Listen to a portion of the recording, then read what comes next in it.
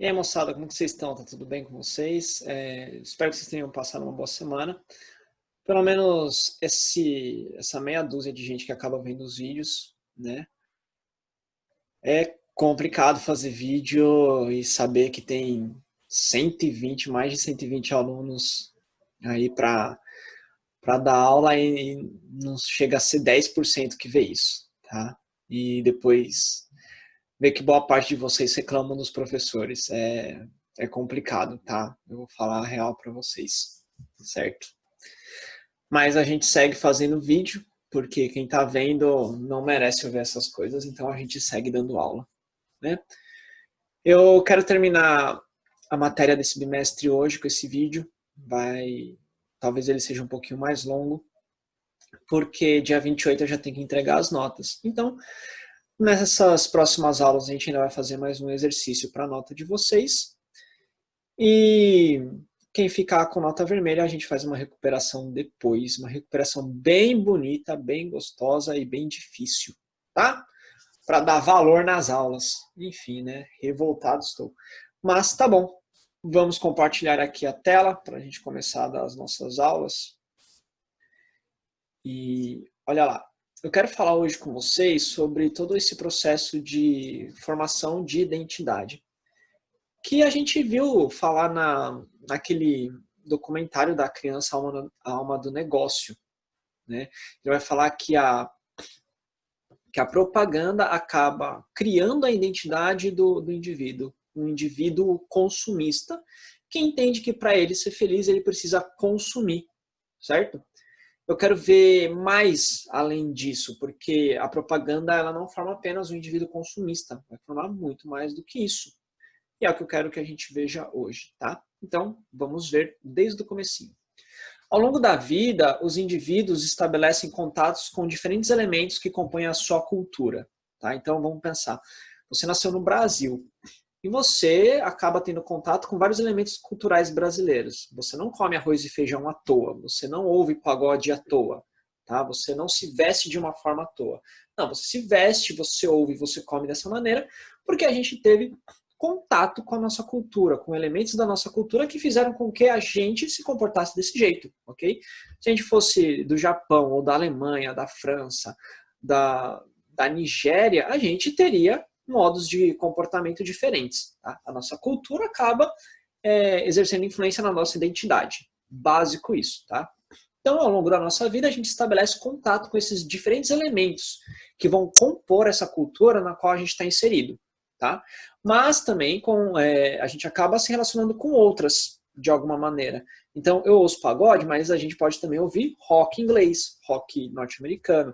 A gente vai ver filmes dos Estados Unidos, a gente pode ver filmes europeus. Tá? Então, eu acabo tendo influência de várias culturas e essas influências diferentes acabam me tornando um ser humano, que vai pensar de um determinado modo, que vai agir de um determinado modo.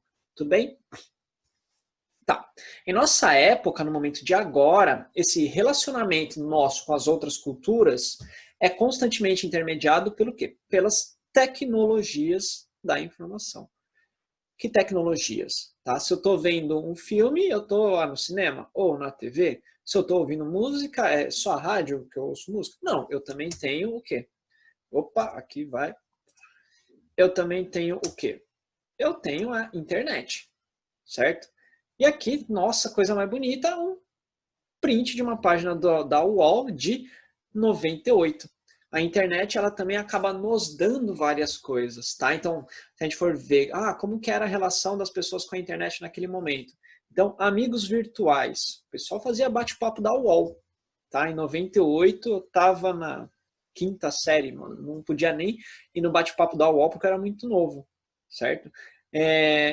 Você vai ter essas notícias, você vai ter esse jeito aqui de ser da própria internet, muito diferente de hoje em dia. Mas a internet é uma mídia que acaba fazendo com que a gente tenha proximidade com outras culturas, como, por exemplo, essa moça aqui é uma cantora argentina, tá? Olha aqui falando do El Chan, falando do Romário, tá? Então, são diversos aspectos culturais que as mídias, as tecnologias da informação, elas acabam trazendo para a gente, certo? Então, fácil isso, tá? Nesse processo de constante interação nossa com os aspectos da cultura, a gente acaba formando a nossa identidade social, nós como indivíduos. Só que, pera, eu não tenho apenas o intermédio da cultura, das mídias. Tá? A minha família também exerce influência em mim, em como eu vou pensar, em como eu vou agir. Certo? Então, por exemplo, nessa interação que a gente tem com o mundo e com as pessoas que fazem esse intermédio entre eu e a cultura, entre eu e o mundo, é que eu vou formar a minha identidade como pessoa, como eu vou pensar, como eu vou agir. Tá? Então, por exemplo, eu posso ser da Juventude Tucana, do PSDB. O que vai acontecer? Por que eu posso ser da Juventude Tucana? Porque, sei lá, os meus pais me criaram tendo uma visão de que o PSDB era melhor, tá? Ou eu participo de uma classe social mais rica que entende que o PSDB é melhor para a minha classe social, tá? Porque as minhas experiências de vida determinaram que o PSDB é melhor. Ou, pelo contrário, eu posso ser também da juventude do PSOL, que é mais à esquerda, porque os ideais do PSOL batem mais com os meus ideais, porque os meus pais, eles me criaram de tal maneira que eu entendo que o PSOL é melhor do que o PSDB? Eu não sei. O que eu sei? Eu sei que a cultura, os aspectos culturais, as coisas que acontecem no meu dia a dia acabam exercendo influência em como eu vou pensar, em como eu vou agir, certo? Então, isso não é difícil, tá? Então, olha lá. Por identidade social, eu vou entender o quê? O reconhecimento consciente, então eu sei o que eu estou fazendo, tá? Por parte nossa, por parte dos indivíduos, da identificação com valores. Eu me identifico conscientemente com determinados valores. Valores do PSOL, valores do PSDB, não sei. Cada um se identifica com certos valores, tá? Práticas e saberes com os quais a gente acaba estabelecendo contato. Eu posso aqui hoje receber influência do PSDB, mas eu não gosto, e aí eu vou para o PSOL, ou vice-versa. Tá? Por que eu posso gostar ou não gostar? Porque é um reconhecimento consciente. Eu não sou apenas enganado. Nossa, olha, eu estou sendo manipulado. Não. Tá? Eu olho, eu penso, eu reflito e eu vou entender aquilo que é melhor para mim. Tá? Mas eu recebo essa influência? Eu recebo essa influência sim. Tá? Mesmo negando essa influência, eu vou mostrar mais para frente para vocês. Mesmo negando essa influência, eu acabo recebendo uma influência, porque eu posso negar de propósito algo que eu não entendo como correto. Tá? Então, é o sentimento de pertencer a uma coletividade específica, a esse grupo e não a esse, por exemplo. Você na sala de aula, você vai pertencer a esse grupo e não a esse. Por que você está nesse e não nesse? Porque os valores, o jeito de se comportar, as ideias, elas são diferentes. E você fez uma escolha consciente. Eu quero estar nesse grupo e não nesse. Eu quero andar com essas pessoas e não com essas. Tá? Então, é o sentimento de pertencer a uma coletividade, a um grupo específico, com características diferentes dos outros grupos, tá? E de pautar escolhas e posicionamentos sociais com base nessa condição de que eu, como indivíduo consciente, eu faço uma escolha, eu me identifico com valores. Tá? Então, esse é o processo de identidade. Eu sofro influência de vários aspectos culturais. Os aspectos culturais, eles sofrem com o intermédio de pessoas entre eu e eles. Tá? Eu olho esses aspectos, eu posso concordar ou não com vários valores, e aí eu faço a escolha. Muitas vezes conscientes. Certo? Então, e aí pautam as escolhas e posicionamentos minhas. Tá? Então, não é difícil essa ideia. Então, olha essa crítica, né? Acho que nasci na geração errada. Muita gente já sentiu isso. Nossa, mas tem o funk, eu não gosto de funk, porque ele desrespeita a mulher. Mas tem o sertanejo que também desrespeita. Então eu não gosto desse tipo de música. Eu gosto de música dos anos 80. Nossa, eu nasci na geração errada. Por quê? Cada geração ela vai ter um desenvolvimento histórico, tá?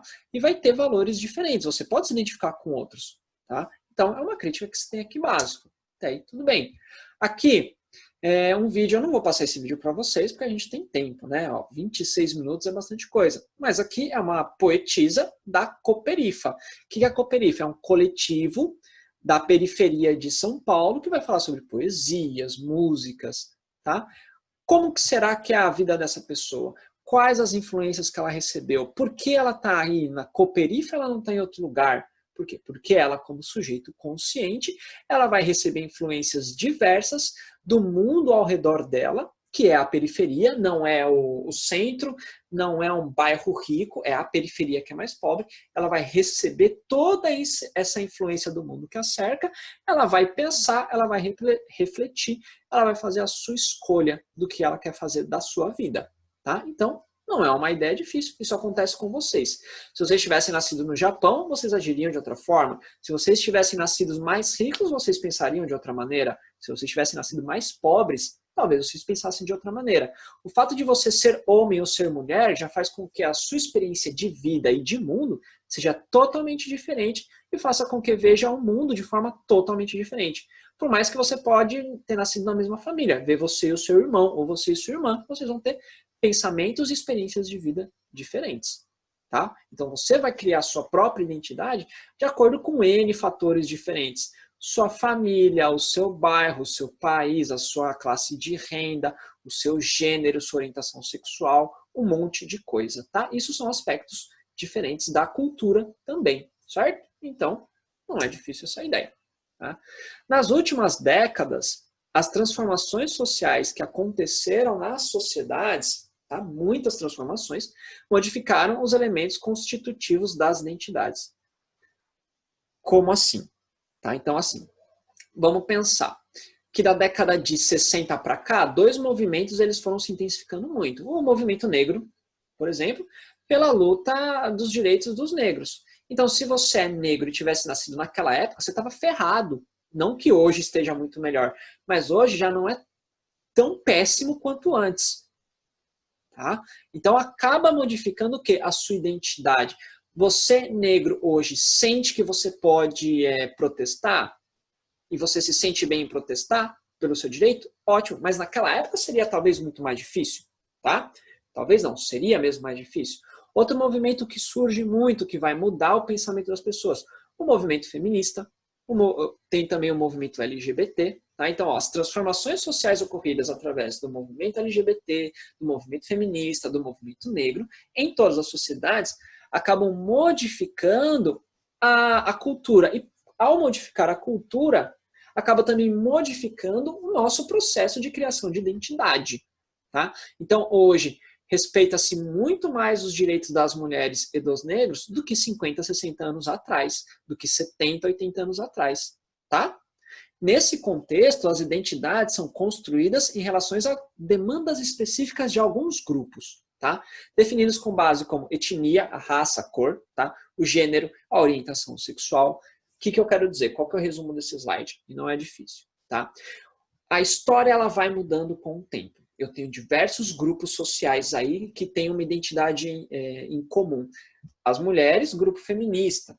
Tá? Os negros, o movimento negro, o LGBT com os gays, com as lésbicas, com os transexuais, os pansexuais. Cada um desses grupos tem uma cultura própria e lutaram pelos seus direitos.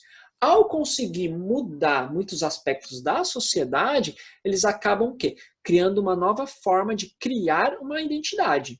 Tá? Então, tem uma nova forma de criação de identidade. Uma identidade voltada para quê? Para o respeito dessas minorias oprimidas. Tá? E a gente mudou.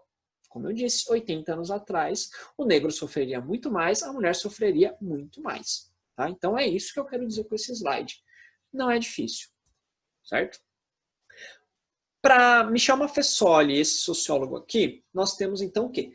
Tribos urbanas. O que seriam as tribos urbanas? Seriam grupos de jovens que se identificam entre si por características em comum. Quais características? Modo de pensar, modo de se vestir, qual música vai ouvir. Tá? Então vamos pensar umas tribos urbanas assim. Eu tinha década de 90 muito forte. Clubber e skatista. Clubber era o pessoal que gostava de ouvir música eletrônica, e skatista, tá? Às vezes eles tretavam entre eles, dava briga. Mas o porquê que alguém era clubber ou skatista? Porque se identificava com mais com esse grupo e não com o outro. Aí a gente teve também os emos, tá? A gente pode ver as tribos urbanas muito ligadas com a música, né? Então, o pessoal que gosta de pagode, o pessoal que gosta de rock, mas também com o quê? Com a localização geográfica da onde mora. Então, eu tenho o pessoal da periferia, eu tenho o pessoal dos bairros mais ricos, tá? Eu tenho pessoal que viaja para fora todo ano e aquele que nunca saiu do estado. Tá? Eu tenho tribos urbanas diferentes que são o quê? Grupo de pessoas que se juntam por terem características em comum, como pensamento, valores sociais, etc, etc, etc. Tá? Então, essas são as tribos urbanas. Para o Michel Maffesoli, essas tribos se caracterizam por formas de associação não tradicionais, aí tudo bem, né, porque são novas formas de associação, entre indivíduos como reação ao processo de homogeneização. O que é esse processo? De tornar homogêneo a massa, de tornar tudo igualzinho. Então, todo mundo ser igual. Eu tenho aqui um processo midiático de deixar todo mundo pensando igual a todo mundo. Mas aí você recebe essa influência e fala assim, não, eu não quero pensar que nem todo mundo. Então, eu vou ser diferente. Então, eu vou ter o meu próprio valor. E aí você percebe outras pessoas que pensam igual a você, e aí você vai se juntar com elas. Você tem uma tribo urbana, tá? Skatista, rock, punk, certo? Então, assim, as tribos urbanas são reações ao processo de homogeneização promovido pela massificação, né? Massificação é levar essa influência para a massa inteira. Quem que é a massa? A população, né? Contra esse processo de homogeneização promovido pela massificação dos comportamentos e das práticas culturais. Por quem? Pela indústria cultural, que a gente falou lá atrás, com Theodor Adorno e com Horkheimer. Né? Então, o que eu tenho? Eu tenho uma mídia. Essa mídia ela vai passar uma ideia para vocês. Consumam esse tipo de roupa, esse tipo de cabelo, esse tipo de música. Consuma isso. Muita gente vai consumir, porque essa massificação, quanto mais gente consumindo nesse sentido, maior o lucro, certo? Tá? Então, ok. Só que vai ter gente que vai olhar isso e vai perceber e falar, mano, não, eu vou negar esses valores. Tá? Eu não quero esse tipo de valor. Eu vou o quê? Vou fazer totalmente o contrário. Eu vou negar isso daí e não vou me comportar. Então, eu homem não vou deixar meu cabelo curto, vou deixar ele crescer. Ou eu mulher vou cortar meu cabelo curtinho.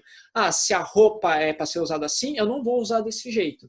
Eu tenho aí o quê? A construção de uma identidade cultural, social do indivíduo que nega as influências da mídia, que nega o quê? A cultura predominante naquela determinada época, naquela determinada sociedade. Tá? Então, vamos ver aqui um exemplo. Olha isso daqui, o movimento punk. Tá? Você vai olhar isso aqui, olha os cabelos.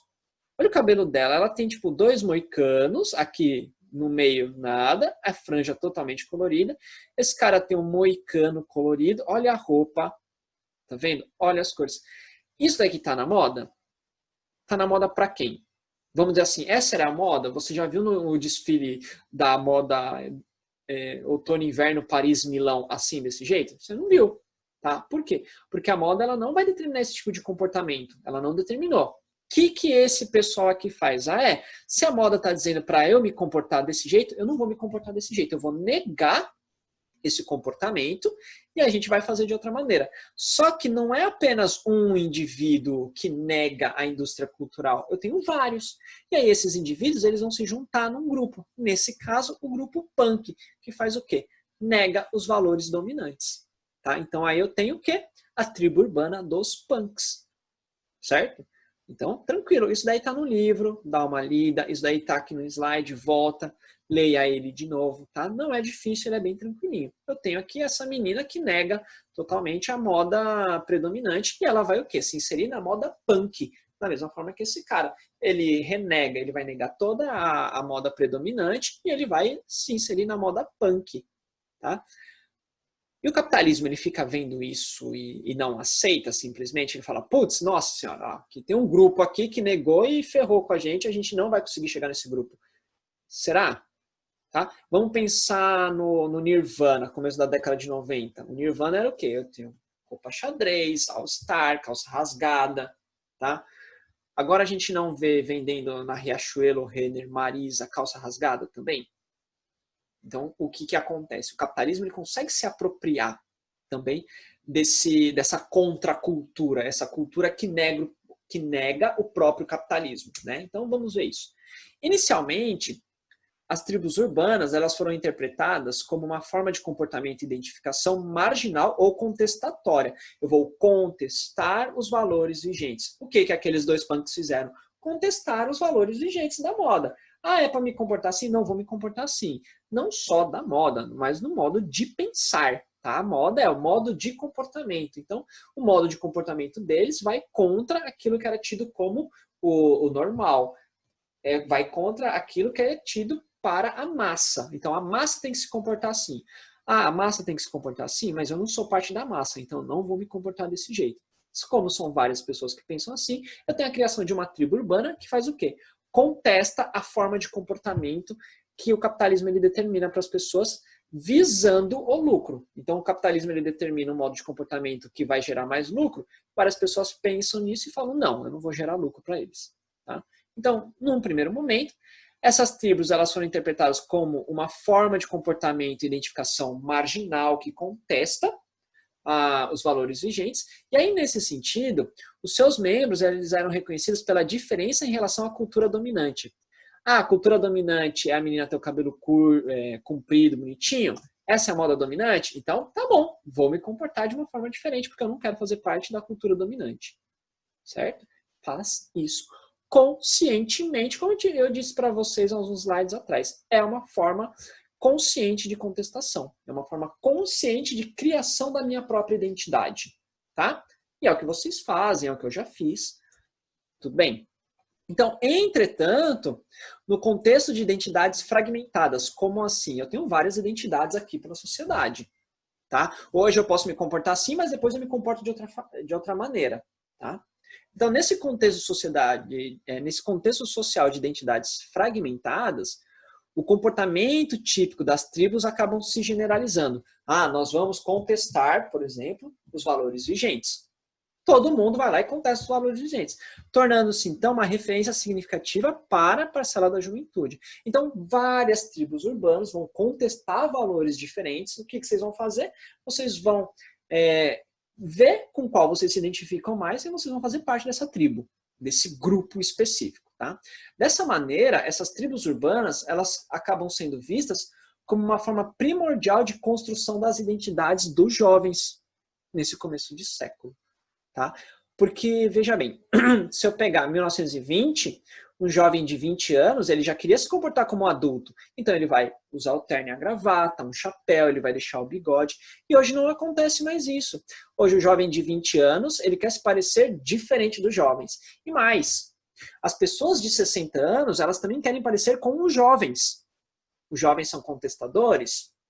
Então, eu, como pessoa de 60 anos, eu quero me parecer cada vez mais com os jovens. Então, eu vou fazer cirurgia, eu vou me comportar de outra maneira, eu vou falar de outra maneira para que eu me pareça mais jovem. Tá? Então, as tribos urbanas, elas eram vistas como uma forma primordial de construção da identidade juvenil nesse começo de século. Diferente das décadas anteriores, muitos dos seus valores são incorporados à cultura e ideologia dominante. Pera, o que é bonito hoje é ser jovem, aquele jovem que vive a vida, que viaja, que toma uma Coca-Cola e abre a felicidade, certo? E aí nós temos o quê? Eu tenho a juventude como aquilo que deve ser almejado, a juventude como a melhor parte, a melhor época da sua vida, e todo mundo quer ser jovem. Até a Ana Maria Braga, que se lota de cirurgias para parecer jovem, para não ver que ela está envelhecendo. Tá? Então, diferentemente das décadas anteriores, muitos dos valores juvenis são incorporados à cultura e ideologia dominante, tornando-se produtos a serem comercializados em maior ou menor grau. Então, o que o capitalismo ele faz? Ele percebe que eu tenho um movimento punk surgindo aí, o que ele vai fazer? Eu vou incorporar esse movimento punk na moda. Então, vamos voltar lá na foto dos punks. Tá vendo lá? Então, eu tenho essa jaqueta aqui assim, com esses spikes aqui, então eu vou vender uma jaqueta desse jeito. Ah, com o movimento grunge vindo com Nirvana, camisa de botão, xadrez e calça rasgada, então as lojas vão começar a vender camisa xadrez e calça rasgada e All-Star.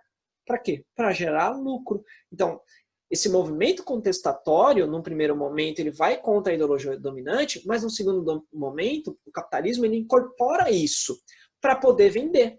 Então, o capitalismo ele incorpora a rebeldia dos jovens para poder gerar lucro. Então, uma coisa hoje que está muito em voga é justamente o quê?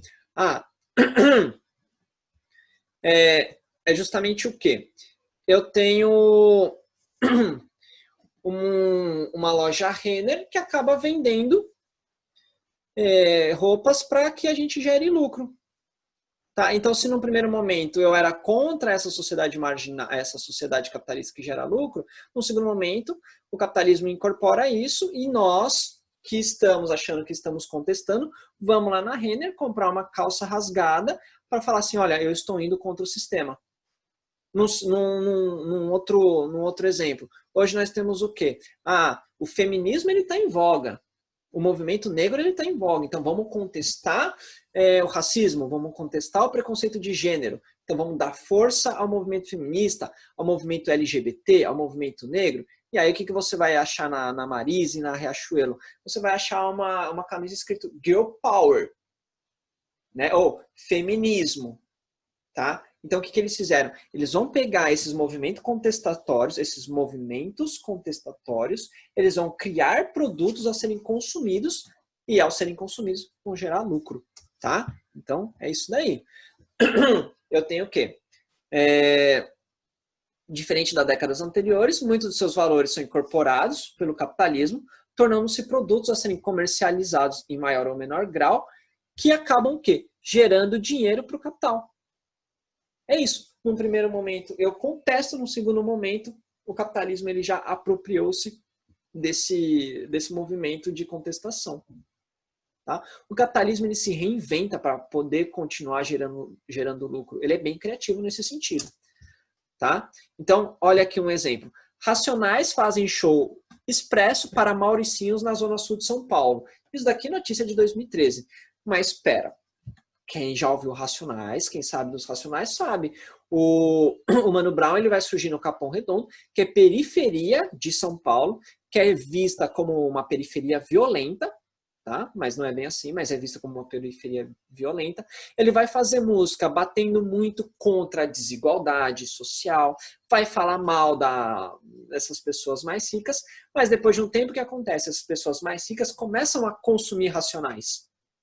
Começam a ouvir Racionais, tá? Tem pessoas, depois dá até uma lida aqui direitinho, tem pessoas que nem sabem o que tocam Racionais. Olha aqui, você quer que eu fale da banda? Não conheço muito, mas pode anotar aí que eu gosto. Minha querida, você não conhece, mas você gosta, você não sabe o que está acontecendo, né? Disse a promoter Gabriela, 20 anos, salto altíssimo, shortinho, boné, estilo rapper virado de lado. Quer dizer, ela não conhece. Ela não sabe que o Racionais está falando mal dela, falando mal da classe social dela, mas ela gosta. Por quê? Eu tenho uma cultura contestatória sendo incorporada pelo capitalismo para gerar dinheiro. Tá? Olha só que foda. Tá? Olha só que complicado. E aí a gente acaba por aqui a matéria. Tá? Qual que é o importante dessa aula de hoje? Vocês entenderem que na minha relação com a sociedade, eu formo a minha própria identidade. Tá? Então, a minha cultura ela vai fazer com que eu crie o meu modo de pensar. Tá? Só que simplesmente manipulado assim, não, porque eu sou racional, eu penso essas influências culturais que eu recebo e eu escolho qual referência cultural é a melhor para mim. Tá? Quando eu contesto esse movimento, quando eu contesto a cultura dominante, eu vou tentar fazer algo no sentido de contracultura. Mas que com o tempo o capitalismo acaba incorporando para gerar lucro. Tá? Então, fiquem desse jeito aí, dá uma lida. Se vocês tiverem alguma dúvida, mande mensagem para mim. Tá? Estudem, que aí semana que vem eu começo a fechar a nota de vocês. Certo? Então, bons estudos para vocês. Um beijo e até a próxima aula. Tchau!